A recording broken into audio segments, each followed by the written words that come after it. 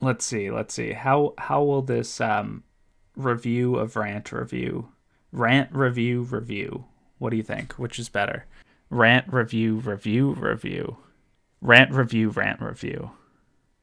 I don't even know. All right, Klaus be ranty. Here we go. This will have spoilers for the Ember Blade. What is up, everyone? Today we are doing the first segment of Rant Review Reviews, and I have my chat on screen because this is part of my live reading sprints. Basically, what happened was I read a book. I liked the book. I thought Klaus would like the book. I told Klaus that I thought he would like the book. Klaus did not like the book. Klaus did a rant review about the book.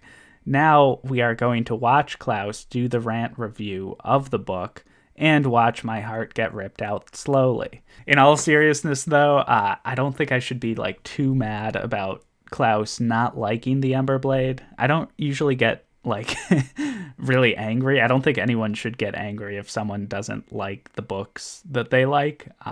I think it's kind of silly, but at the same time, it might be funny to watch me disagree with some of the things he says, or maybe not. Who knows? I did watch this a month ago or so when it came out, but I don't remember it too well. And yeah, that's everything.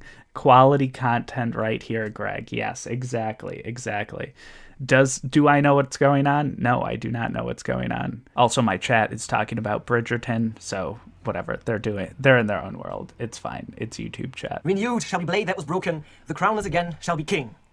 That works. Why does it work? Why does it work, Precious? Let me tell you why it works. It works because this is a blade that has actually done something. It is a sword as a symbol that is meaningful for something because it cut the fucking finger of Sauron's fucking hand where the ring of power was at, and that destroyed Sauron. And that is why that blade is important. However, the fucking Ember Blade is not important. I don't give a single fuck about the Ember Blade because it has no special effects whatsoever. Spoilers for the Ember Blade, by the way. I don't know. It is just an empty banner, an empty standard that has done nothing for humankind. And so there's no fucking reason why everybody should be so eager to get the fucking Ember Blade. What was the reason? What was the reason? What was the reason? I just explained the reason. What was the reason, bitch? I don't need to explain myself to you. What was the reason? Okay, so I don't know. It's a sword. It's an indestructible sword. I don't know. That's pretty cool. And it's like a symbol of power. You know how, I don't know. You know how, in British Parliament, they have that stupid mace in the middle of the Parliament, and then if, no one's supposed to touch it? And I remember, at some point in time, someone, as a protest or something, picked up the mace and, walked out. I think, David, debate to be resumed what day?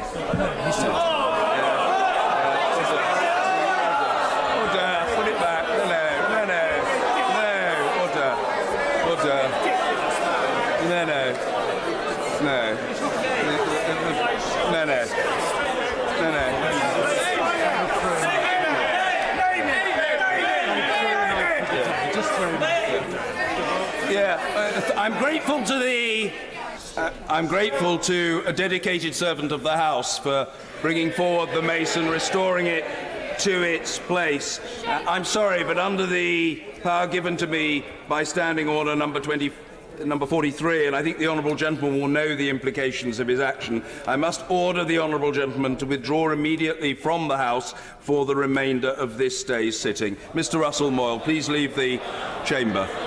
Thank you. Oh my gosh. I had the speed up thing on. Yeah, it was 1.75. Okay, we're going to go at normal speed so it doesn't mess up other people's speed. I need to remember that in the future. And I need to remember to look at chat more.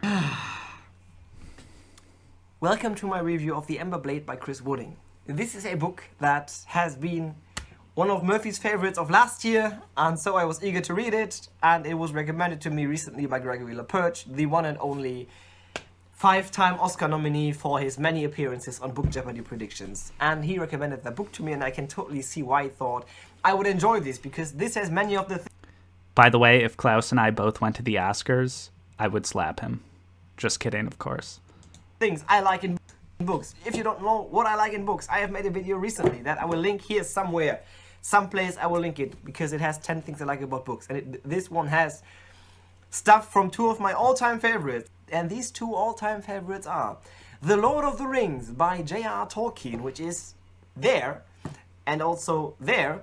And the other favorite is Six of Crows. This was somewhat of my thought process. I was more thinking of Lord of the Rings for Klaus when recommending it to Klaus rather than Six of Crows. But I knew he liked Mistborn and Six of Crows, and there's kind of like a heist thing that goes on in the Ember Blade. But I'm glad he likes my thought process at least. Which is somewhere here. Anyways, Chris Wooding combines these two different things, these two very different things. He combines this YA that has morally ambiguous characters. And it would be more funny if I would actually slap Klaus. maybe. We'll see how I feel at the end of this review. Characters with that all-time epic fantasy that has the clear fight of good versus evil. And can this thing work? Yes, I think it can work. I think you can combine these two things. You can combine this great quest with that heist. You can do that. You can pull that off. However, there's one condition that you must fulfill, and Chris Wooding has not fulfilled that in my opinion. And that is to have to make your characters likable. Yes, they can have faults. Yes, they can be flawed. Yes, they can be shitty people. But they still must be likable. I must be able to root for them. I must be able to be sad when one of them dies. I must be able to get attached to them. Their motivations must become my motivations, the reader's motivations. You must convince me, you as the author must convince me that I should care about these people, that these people and their plan, that this kind of thing should work.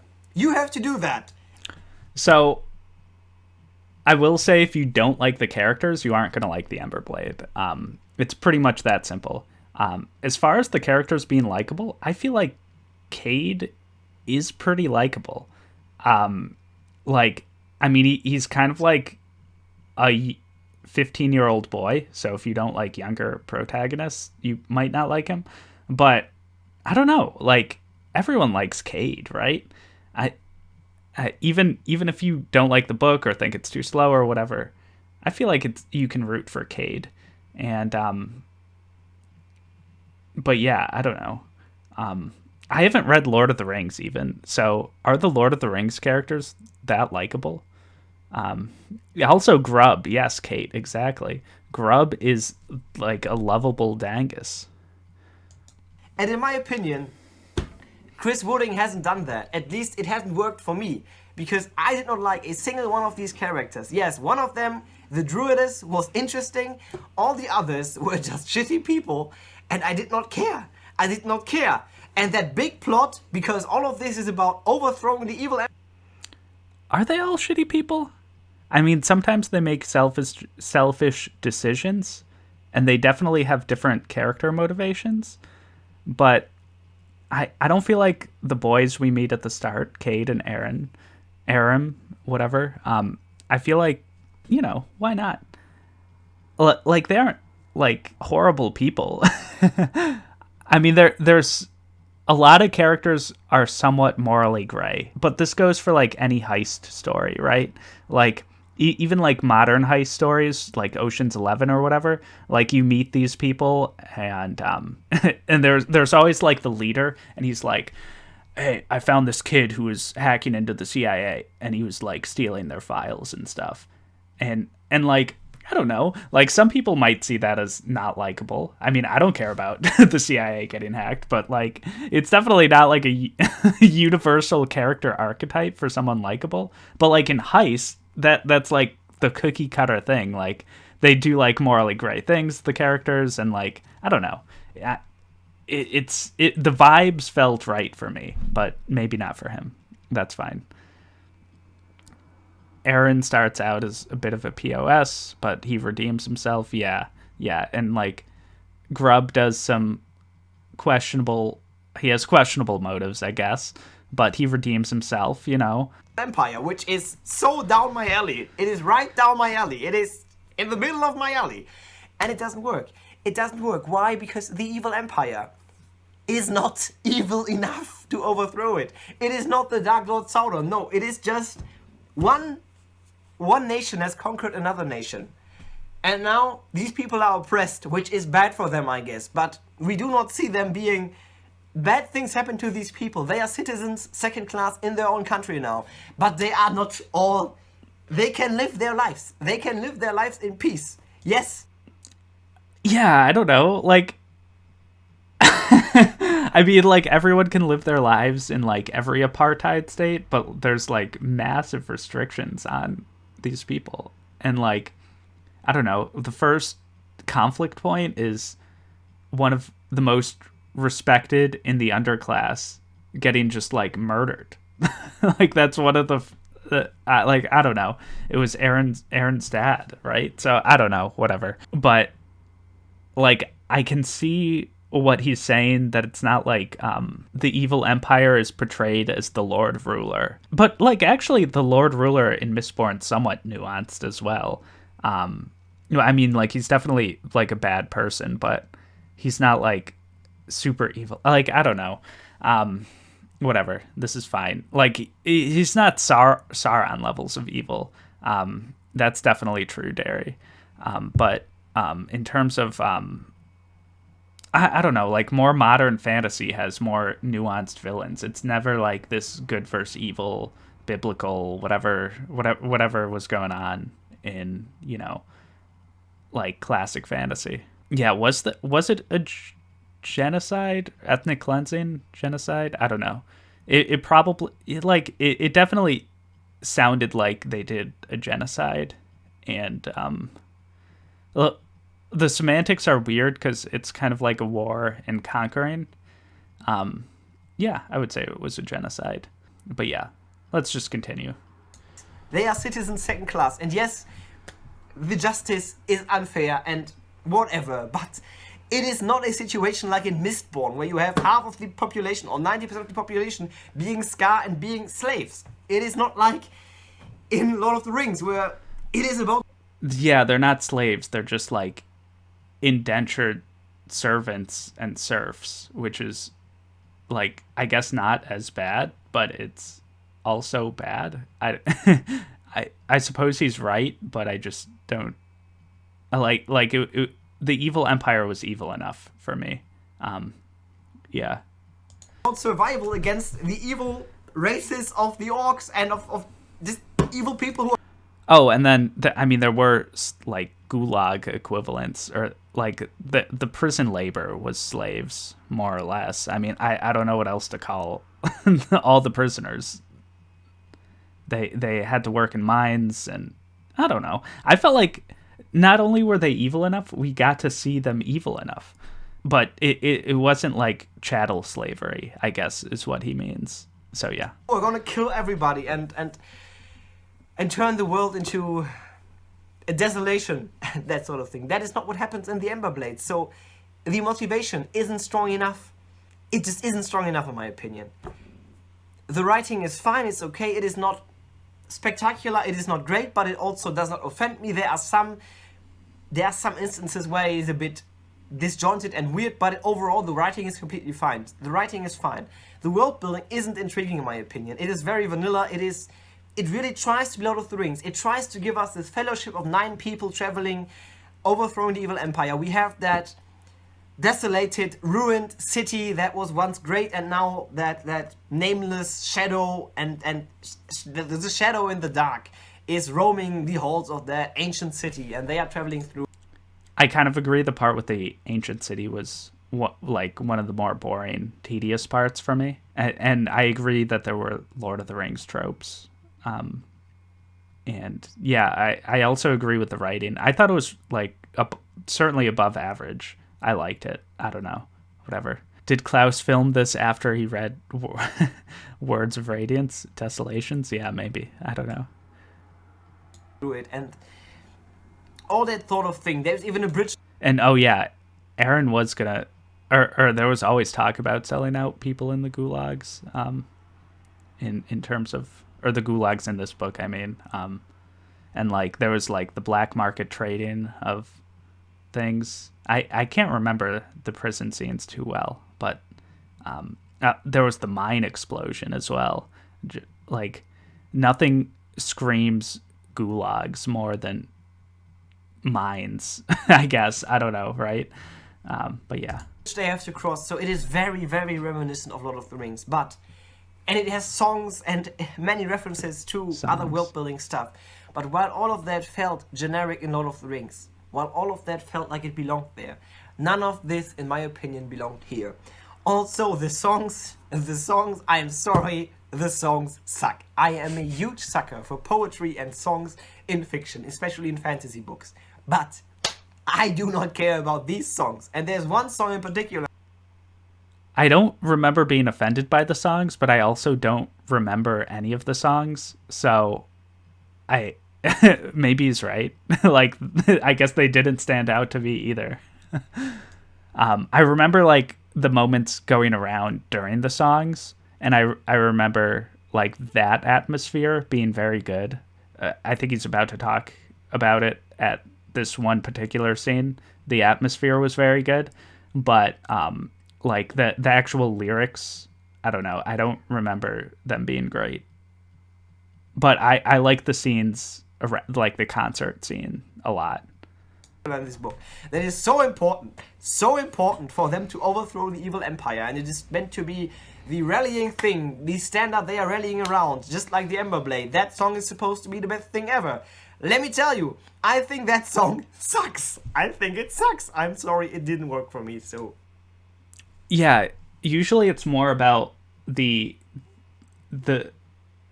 meaning of the song, the rebellion of the song, right? Like, for example, in 70s South Africa, it was illegal for bands to be interracial at all. No mixed race bands were allowed in apartheid South Africa.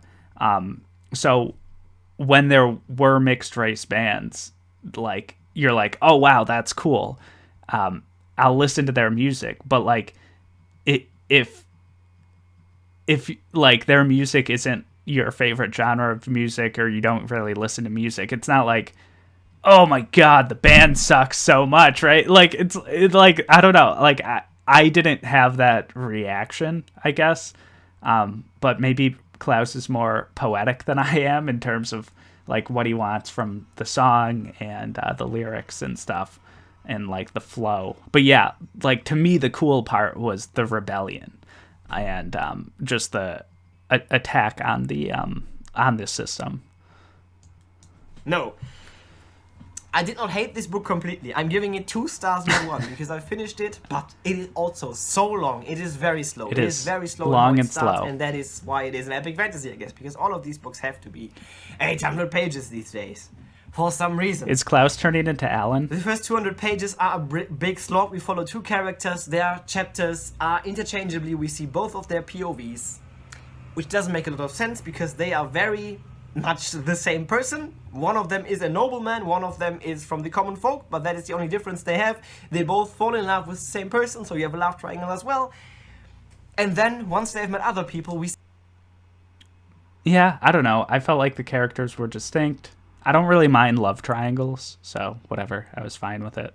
See their POVs as well, and so we get pulled away from these characters that we have. We have these many people traveling together on the same quest, and then we have all of their perspectives on each other, which is something I usually love reading in books. I love that about Six of Crows and Crooked Kingdom. I love seeing these people's takes on each other, what they think about each other, and then also to see how they actually are in their own mind. Here, it didn't work at all. I felt like all of these POVs were way too reminiscent of one another. The only difference is that of that Mara, who is a radical feminist and just wants to have the same rights the men have, because it is apparently just that women are not the equals of men in this society, even though the entire nation is also oppressed. True. I guess the women are more oppressed than the men, but that is... Well, yeah, that's what like intersectional feminism is. There's like different ways that different people are oppressed based or treated based on who they are. But yeah, I mean, I guess if you don't like the characters, you won't like all the perspectives and like everyone's opinions on the perspectives of the other characters that you also don't care about. That would get tedious, certainly. I guess it's kind of like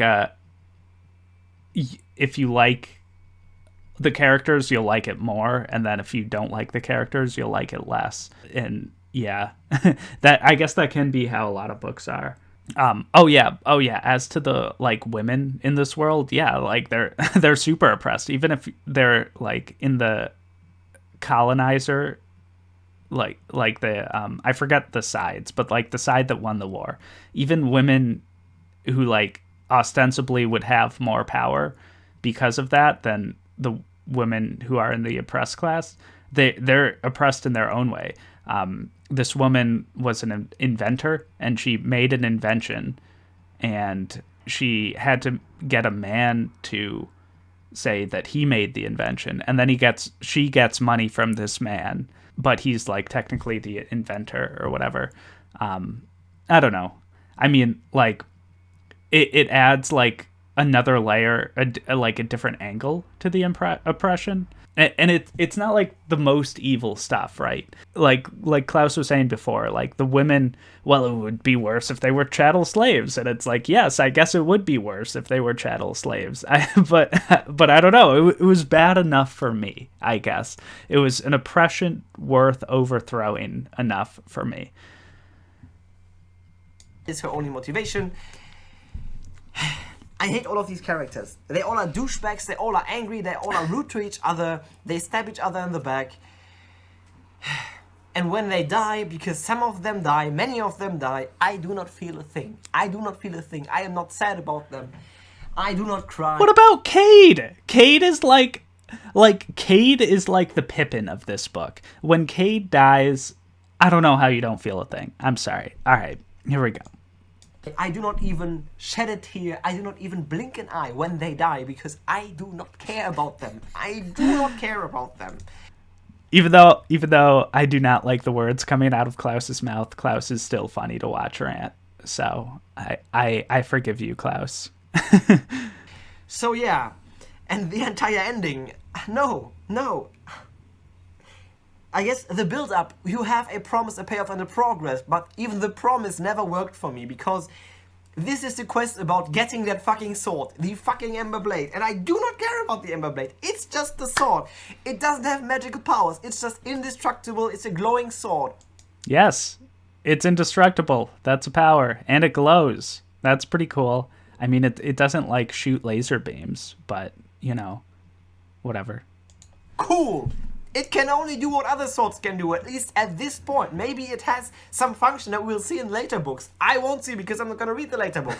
But I guess it has some function for later books. Yeah, it might. It also, isn't Frodo's sword, isn't like the thing with that sword that it glows sometimes? I don't know. Because there's that Shadowlands, so there is the Upside Down, basically. There's an Upside Down in this world, and there are demons, and I guess you can use the Ember Blade to ban the demons or whatever, but that's a thing. We have seen nothing of that in this book. It is just a sword that they are stealing, because then somehow all of the people will rise up against the evil conquerors and will overthrow the evil empire, which apparently isn't. Yes, symbols can be powerful in revolutions. Evil enough for them to start rioting immediately. No, they need the sword for that. Yes, sometimes people are oppressed for a long time and they don't rise up immediately. Yes. This book raises some interesting questions about motivation, about how far you can go, about at which point a revolution is actually justified, at which point how many people are you allowed to kill for freedom, that sort of thing. But it just fails because none of the... Maybe. I don't know. A lot of the questions are left unanswered, and I assume we're going to be going through more of the questions later on. But yeah, in like I don't know, let's look at India, let's look at South Africa, let's look at Jim Crow South in the United States. Like definitely doing terrorism against the oppressors, that's like not okay. There were certain things that happened in the various countries. There would be sabotage, certainly sometimes, especially in South Africa. And Yeah, those are interesting questions. I agree with Klaus. They could have been dove into more. We follow a lot of the characters. This is a more militant group of characters that we're following. So we don't really get as much of the side of like peaceful resistance. And it might be interesting to see more of that. On the other hand, it is a fantasy book. People use swords in fantasy books, and people like the fights and battles and stuff. So that's cool. And yeah, also they're like escape renegades. So obviously they're like wanted dead or alive. So that will, you know, use swords. Yes, the presence of goblins. That's what that sword does in Lord of the Rings. Characters are interesting for me, especially these two farm boys. Basically, I didn't like it. I just didn't like this book. I can see why other people might like it, because it has elements of books I really love, but I think all of them are executed poorly in this one. And so the Ember Blade by Chris Wooding gets 2 stars from me. I will not continue with that series, and that was my review. I'm giving this a 4.8 out of 10, I think, or something like that. So 2 stars. Tell me in the comments if you've read this book, what your thoughts about this book are, and I will... I'm sorry, Klaus. I'm sorry. 4.8 though. That's like a very you know, in-depth rating system, I will say. But yeah. I hope you guys liked me ranting about Klaus ranting about the Ember Blade. I don't really know, like we're in kind of untraveled waters right now. Like, is this too mean to do? Do I have to give booktubers like a heads up, like, hey, I'm gonna be talking about your video live? Like, do I have to do that? Another thing is leeching content. This video has been up for like over a month. So I don't feel like I'm leeching content. Also, I like Klaus, so like don't, like, if anyone's watching this, don't get it twisted or anything. Like, Klaus and I are still friends, you know, like whatever. And like his content's great. I think he's like very funny. You saw me like laughing at various points here, even though I don't like, you know, the words or like his opinions in this video. I mean, or I don't agree with his opinions. Or a lot of them or whatever. But like, I do like a lot of his other videos. So yeah, definitely don't hate on Klaus because of this video, or for any reason, really. Klaus is awesome. And yeah, I feel like that's a decent disclaimer. If you enjoyed this, like, comment, subscribe. Go subscribe to Klaus. He's very funny. Sometimes he will pull your heart out of your chest and stomp on it when he talks about your favorite books. That's everything.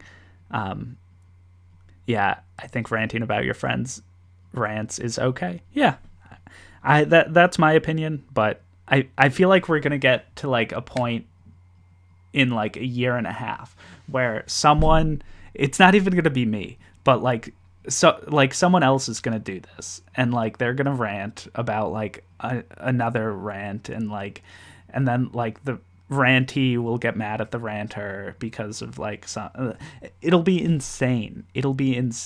I don't even know. So I'm sorry for the future drama that I cause 1.5 years from now. Hopefully it's not too much drama. Yeah, Klaus is aware of the controversy he creates and gets enjoyment from it. It's only because he's actually a great guy that it works. Yeah, that's fair. Yep. But yeah, just don't I don't want to add any mean spiritedness to Klaus, even though he's a good sport. That is that. Like, comment, subscribe. See you guys next time.